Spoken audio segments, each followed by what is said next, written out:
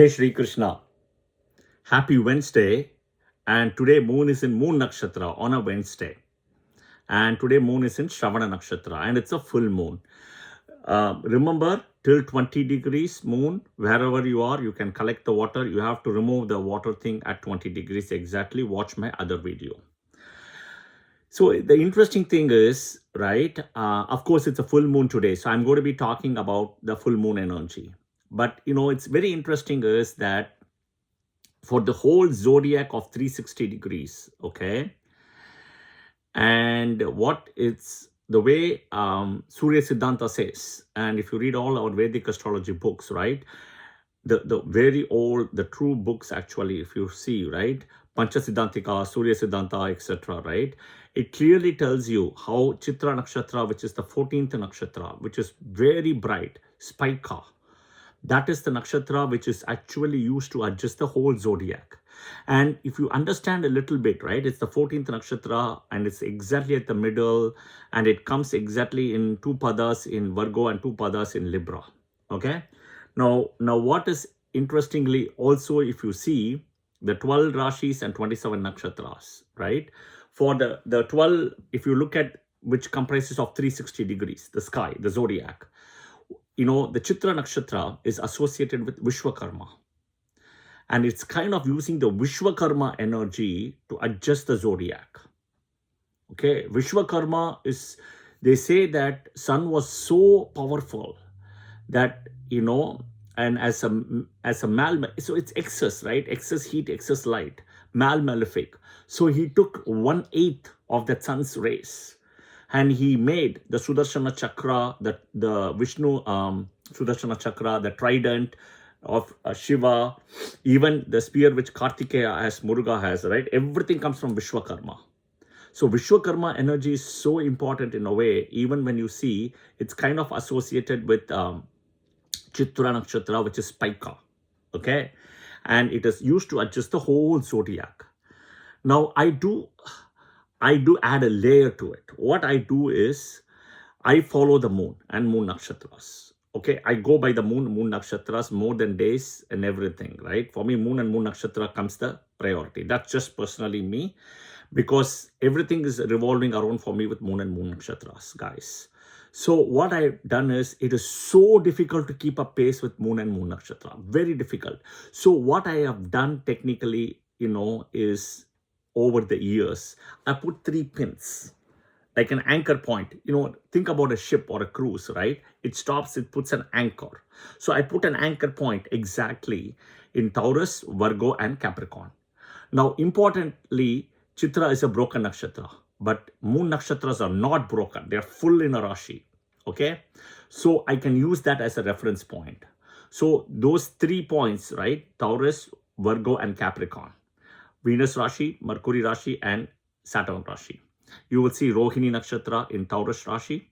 That is where the pin is exactly for me. Okay.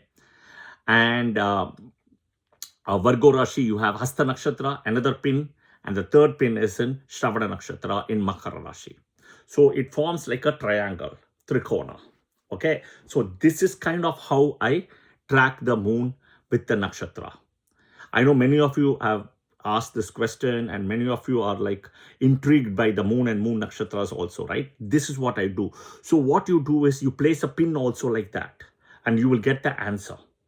Okay, so technically speaking, approximately less than every 10 days, moon will jump from one moon nakshatra to another moon nakshatra. Well, all 27 are moon nakshatras, but the core energy of the moon, right? The core energy of the moon is in these 3 nakshatras: Rohini, Hasta, and Shravana. Okay, so every 10 days. So today we are July 29th, August, 8th or so, because this month has 31 days, right? 8th or so, moon will be in Rohini. So there's a pin I have put. It's like a tracker. It's a moon tracker. It's like a GPS tracker for the moon through moon nakshatras. Okay, see it, do it, and see how it happens beautifully. Okay. All right. So same thing you can also do with moon nakshatra people. If you know, put a tracker on them, on their phone or themselves, and then you would see it. Now, what is also next important thing is moon tracker is, I have already published a video earlier. on the full moon nakshatras starting from Aries, right? Aries, sun and moon in Libra.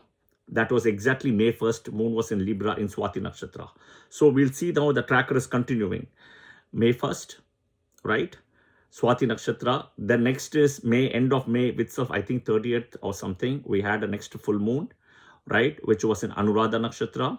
So Rahu, Saturn. Next is Purvashada nakshatra, Venus, right? Rahu, Saturn, Venus, team B, all team B. Comes now moon is the deal breaker to come to team A. Moon is the nakshatra where you see now. Shravana nakshatra is the full moon. You see how moon is the deal breaker. And at that time when I did a full moon tracker part 1, I was laughing and telling about it. Wait and see where is the next full moon going to happen, because I know where it is. You go figure it out, kind of a thing. So moon has to break it. Okay. Rahu, Saturn, Venus, all team B. Suddenly now team A energy comes. Okay. So today's topic is going to be about 12 best full moons. Of course, you know today's moon nakshatra. Of course, it's a Wednesday, Mercury day as well, right? It has to be moon nakshatra.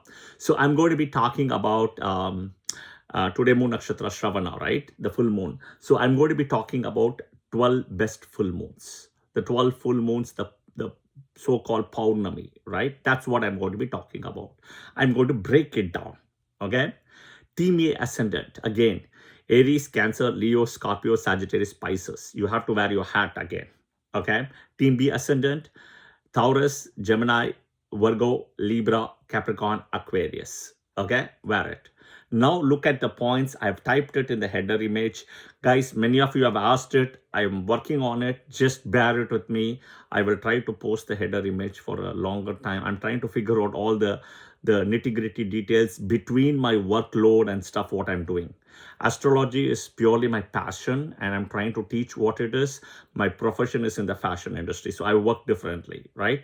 I'm trying to merge between the two to have a fine balance, and I want to give all these details and information to people. That's my only thing. It's doing good karma, basically, right? And using dharma here. That's the point. Okay. So look at the header picture again. There will be key points I've published before you go to which are the full moons, okay? So the first thing is, right, houses you have to see. Kendra, Trikona to Lagna, okay?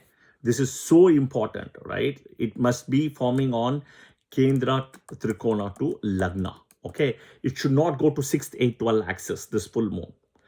So it is not so great, simple as that. Okay, if it goes to a 6th, 8th, right, 6th, 8th, 12th, etc., right, not so great. It's banga, next level down. Okay, think about this way. Running an Olympic race is great, but if you come in the 10th or 20th, right, you ran an Olympic and you came 10th position, but you're not going to get a medal. The top 3 is what you get a medal, right? Gold, silver, bronze, right? So think about it that way. It has to come in Kendra's Trikonas. Okay, this is the most important thing. Okay, all right. Next is there should not be any Bhava movement. Oh, it's in the D1 chart. In my D1 chart, we are looking everything D1 here. Okay, okay. So in the Bhava chart, I see it's happening. Movement is happening. Out. Okay, out. Everything changes now. Okay, sun and moon, right, should be favorable. Okay, favorable. Only for team A ascendant, they are favorable. Right, from an Adipatya wise, from a Karaka wise, you need for Karakas everybody, but for Adipatya, only team A. See the catch. The Yoga Banga will happen when it is 6, 8, 12 to the Lagna. Okay. All right. Or in the Bhava chart, Sun or Lagna moves to the 6th, 8th, 12th. Simple. From the moon. Or from the Sun. Or from the Lagna, Sun and Moon moves. All. Okay. They should be away from Rahu Ketu. Plus or minus 1 Rashi. So, for example, okay. For example, right now Moon is in Capricorn. In Dhanishta, in Shravana Nakshatra. And in Dhanishta Nakshatra, in Aquarius, you got Rahu. Is this really a very good full moon? No, because Rahu is in the next Rashi. This full moon is going towards Rahu and Rahu is coming towards full moon. Okay? So my point is, wherever this full moon is happening, Rahu Ketu should not be in that axis because it becomes an eclipse, and plus or minus 1 to the moon before and after. Rahu Ketu should not be there. And then 6, 7, 8 from the moon, Rahu Ketu should not be there. So don't count this as a very auspicious full moon. Yeah? In this case specifically because Rahu is there. That is why I have always warned people, I've told people at 20 degrees Shravana Nakshatra, take your containers out from collecting full moon water. Okay? Rahu Ketu is there. Rahu is specifically there. And the thing about Rahu is Rahu comes clockwise. I mean counterclockwise towards moon, and moon goes clockwise towards Rahu. So they both see each other in a way. Okay? It is not good. All right. Next, Saturn. Saturn must not be conjoined with the moon. Conjunction specifically. Okay? This is the most important thing. Why? Because the blocking planet, okay, for Saturn or for moon is Saturn. Okay. Next is you always have to check moon. Moon has two parts, Rashi and Adipatya. Wherever moon sits is Rashi. Wherever moon sits in the Rashi, in the nakshatra is Mahadasa. So then you have to look at the Adipatya. So technically speaking, moon has two parts. Here is where it gets tricky. So for a team A ascendant, the full moon is auspicious. Okay? But for a team B ascendant, the full moon may not be so auspicious. Because, look at it, for a Capricorn ascendant, moon is a seventh lordship. It's a Maraka. You don't want moon to be so with strength. Because it's a Maraka. And it's a benefic now. And when it's a full moon, it's 100% benefic. It's going to be a problem. And for a Capricorn ascendant, if sun comes to the Lagna and moon is in the seventh, problem. And moon Mahadasa comes, big problem. Will moon Mahadasa come? Absolutely, right? If the person is born in Ashlesha Nakshatra or something, moon will come very, Ketu, Venus, sun, moon will come. It's a problem. Seventh lord in the seventh house with full strength, that is a benefic. Delayed marriage or first marriage broken or full issues with marriage or no marriage at all. Even for a Libra ascendant, moon is the 10th lordship. The 10th is the Kendra. You want to be a malefic. It's a benefic now. If he gets with full strength, it is a problem. It's like wherever it goes. So here is the catch, right? For team A, it is extremely good to have a full moon. Wherever it goes, even 6th, 8th, 12th, right? It gives banga, but it will still give you some good result. Unfortunately, you don't want to have it in the 6th, 8th, 12th. That is the point. Fortunately, you don't want to have 6th, 8th, 12th. Fortunately, my mistake. Unfortunately, if it lands up in 6th, 8th, 12th, you can't do anything for a team A ascendant. But it will still give you because the Adipatya is good, right? Right? For Cancer ascendant, it owns the Lagna. Okay? For a Pisces ascendant, it's the 5th lord. For Scorpio ascendant, it's the 9th lord. So, and end of the day, it's team A player. And it's also Rashi. So, my point is, team A ascendant having full moon, it's excellent, no problem. Even anywhere in the 12 houses, right? Even with Banga also, it will give you some good result. Okay? Now, Rahu, Ketu, Saturn, you don't want. That is different. Now comes the point with team B ascendant. My point is with team B ascendant, you only want to have it 50% strength. Okay? 50% strength, waning itself is fine. 50% is good. You don't want waxing and full strength on 100% full moon. You don't want that. Because of this problem. For a Libra ascendant, he's going to give you, in a way, Kendra Adipati dosha. The 10th is a benefic now. So it's a problem. For a Capricorn ascendant, it's also a problem. For an Aquarius ascendant, he's a 6th lord. Okay, Runa, Roga, Chatrusthana. So you have to wear your hat of team A, team B, guys. Every planet, right? You don't want your opposition planet to be with strength. Think, this is the logic. Think about a rope, a tug of war. You have team A planets, you have team B planets. Okay? If you are team A, you want this rope to be pulled this way. Which means this side planets have to be with minimum strength, not debilitation. not in bad thing. Friendly 3, 6, 10, 11, friendly. And if you are a team B ascendant, you want this side to be strength and the rope to be pulled this way. This is all it is. This is all. If you understand this concept, Vedic astrology can be broken into fragments. Okay? And next, moon should not be Amavasya moon. That is also important for all the 12 ascendants, not favorable. Because that is actually, BPHS gives remedies for Amavasya birth. Okay, so you have to do that. I've already published a video on that. Please watch that. Okay, now comes to the actual point about the 12 full moons. First of all, in a year, you can technically you have 12 full moons in a year. Practically, is it possible? No, because of Rahu Ketu. So end of the day, you end up getting close to 10 full moons approximately. That's all you will get, right? A solar lunar will happen typically. Typically close to 4 eclipses can happen in a year, right? And look, it's purely based on sun position, right? And Rahu Ketu position. And moon will join next, last planet to join here. But look at it, right? Sun, right? Sun is sitting in, right now in Cancer. Ketu is sitting in Leo. It's moving. When moon comes to the opposite side, lunar eclipse. And when moon conjoins, solar eclipse. Okay? All right. Next, so if you look at it, right? If you look back earlier, we are now in Cancer.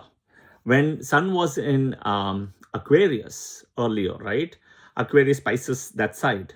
We had the same eclipses happening earlier. We had the same eclipses happening now earlier, right?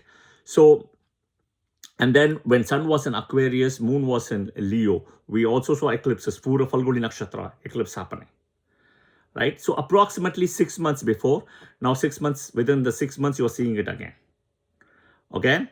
So sun was in Aquarius, when was this? So January, it enters Capricorn, February, March, you had the eclipses. And now July, you are seeing the eclipses again. So approximately, if you see, right, not July, August, approximately that 6 months time period, you will see an eclipse happening. So solar lunar will happen typically back to back. All right. The way I've broken down is, I've taken sun as a reference point and then moon as the next reference point, okay, for the 12 full moons. All right. So, and I've broken down, sun is the so-called light source.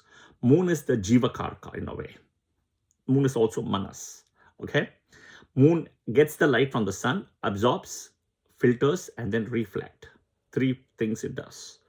So, I've done from sun's exaltation to sun's Mula Trikona, moon exaltation, moon's Mula Trikona, that sequence. So the lowest will be the opposite, same way. You can see that. And you can see in the picture with moon, I always give that nakshatra, typically it happens as per the books. So first is the best full moon, okay? So if you're born in this one of these full moons, best full moon, auspicious. Now you'll have to see whether you are team A or team B. Rahu, Ketu, Saturn, right? Karaka, Adipatya, everything you have to plug and play. First is Aries full moon, okay? Sun will be in Aries in exaltation, okay, which is in Bharani Nakshatra 10 degrees, and moon will be in Chitra Nakshatra in Libra. So this is called the Chitra Pournami. Extremely auspicious. It also triggers New Year. Sun entering Aries triggers New Year. And this is the first full moon in the New Year. Okay. So next year onwards, right? Next year onwards, Saturn will be coming in June of 2027. He's entering Aries. So it's going to be a little bit challenging, right? Okay. Next full moon is Sun in Scorpio in a friendly Rashi, right? Friendly Rashi, and moon is in exaltation. Okay, moon is in Taurus in Kritika Nakshatra. This is called Kritika Pournami. The beautiful part about sun and moon is sun and moon complement each other. They reflect each other. They are the royal planets, the royal signs. Okay, the royal planets. Think about, we have day in the morning, sunlight. Night in the, evening, it's a night, moonlight. So they give light. They complement each other. The only difference is sunlight is so important, but at the same time, sunlight is also excess in a way. But that's where moonlight comes into play. Okay? All right. So second is moon in Taurus, exaltation, right? in Kritika Nakshatra, right? 3 degrees is the point. And Sun in Scorpio, friendly Rashi.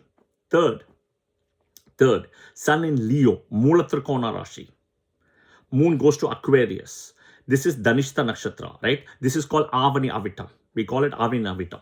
And Moon in Dhanishta Nakshatra. Okay? All right. This is the third one. Okay. Fourth, Sun in Capricorn, Uttarayana. Moon in Cancer, Pushya Nakshatra, one of the best nakshatra. And Sun is in Uttarayana, right? In Capricorn. That is around January 14th, 15th. Okay? Fifth, Sun in Cancer, Moon in Capricorn, in Uttarashada Nakshatra. Right now, as we speak, the full moon is actually happening in Shravana Nakshatra as we speak. Yeah, but Uttarashada Nakshatra. Okay. Again, this is very different now because Rahu is sitting next house right now in Aquarius in Dhanishta Nakshatra.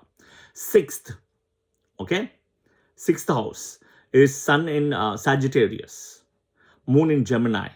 It can happen in Mrigashira or Ardra Nakshatra, Tiruvadari Nakshatra, which is Shiva's Nakshatra. Okay. Next, Sun in Pisces, Moon in Virgo, Uttara Falguni Nakshatra. Right? Uttara Falguni Nakshatra, the Falguni Nakshatra, Uttara Falguni, right? Very auspicious, Aryaman, ancestors, Pitrus mains. Okay? Okay. Next, Gemini, Sun in Gemini, Moon in Sagittarius, Mula Nakshatra. Okay? The Mula Nakshatra, the Uttara Falguni Nakshatra, which we also call it as what? Panguni Uttram for Muruga, Lord Muruga. Okay? Gemini, Sun in 8th, Gemini, Moon in Sagittarius. So this is the first round, 8 best full moons, first round. The last 4 full moons, it's next round. Okay, it's next level within that. Now you'll have to always see Team A, Team B. Okay, Team A, Team B ascendant, what it is. Okay, Sun Rashi, Sun in Virgo. Okay, Moon in Pisces, which is a Bhadrapada Nakshatras. It can be Pura Bhadrapada or Uttara Bhadrapada. Doesn't matter. Right? More than Jupiter Nakshatra, Saturn Nakshatras are auspicious. Okay. But we call this as what? Puratasi Masam. Pournami. Right? Puratasi. Okay. Next is Sun in Aquarius, aspecting its own house. Moon in friendly Rashi Leo. Maga Nakshatra. Masi Magam. I can think of Jayalalitha, the ex-chief minister of Tamil Nadu. Born in this, who was a Gemini ascendant. Okay. Next is 11th. You see Sun in Taurus. Okay, the reverse from the first is happening. You can see that. And Moon in Scorpio in Visakha Nakshatra. My mistake. Visakha Nakshatra. This is Vaigasi Visakha. Vaigasi Visakha. Visakha is also associated with Lord Muruga. Okay. The deity is Indra Agni. The last is Sun in Libra. Okay, last is in Sun in Libra, Moon in Aries, Ashwini Nakshatra. Here, the Moon is lifting the Sun. Okay, here the Moon is lifting the Sun as a full moon in the Nakshatra of Ashwini, Ashwini Kumaras, which is healing. Among all the 12 full moons, this is the last full moon where Sun is debilitated. Okay, it crossed at inimical and everything and came to debilitation. Okay, so, and you also see what I said very clearly. Wherever the Sun is and the Moon is, I've given the Moon Nakshatra. So everything has to be connected to your Lagna, Adipatya. So all this is a knot. Okay, think about when you go to a restaurant, you have a buffet, right? They give you sabji, but if you don't have roti, naan, bread, right, any kind of thing, how are you going to eat the sabji? Even there is no rice. So you go to the buffet place, there is no bread, you're waiting for bread, you're waiting for naan, you're waiting for roti, there is no rice, sabjis are all full there. You cannot just keep on eating that. You need something with it, right? Same thing is, you have to bring everything together. The Lagna, right? The Moon Nakshatra, the Sun Moon, and the Team A, Team B ascendant. Everything has to be put together to kind of bring into the result and prediction. All right? Okay, I didn't expect this to be so long, but I guess it is what it is. Yeah. So again, right, please watch the video multiple times. Look at the header picture, right, and follow all the details I've given. As always, I appreciate your comments, and do share your comments and feedback as well. And of course, do follow the channel and do pass it to your friends and family if you find it relevant. All right. Jai Shri Krishna. Thank you, and happy full moon day. Happy moon in Shravana Nakshatra today, right? Which is one of very auspicious full moon also. But considering now that Rahu is next door, that is where the Bhanga is. All right. Jai Shri Krishna. Om Vishnuve Namaha. Because Shravana is associated with Vishnu and Lakshmi as well. Om Lakshmiye Namaha.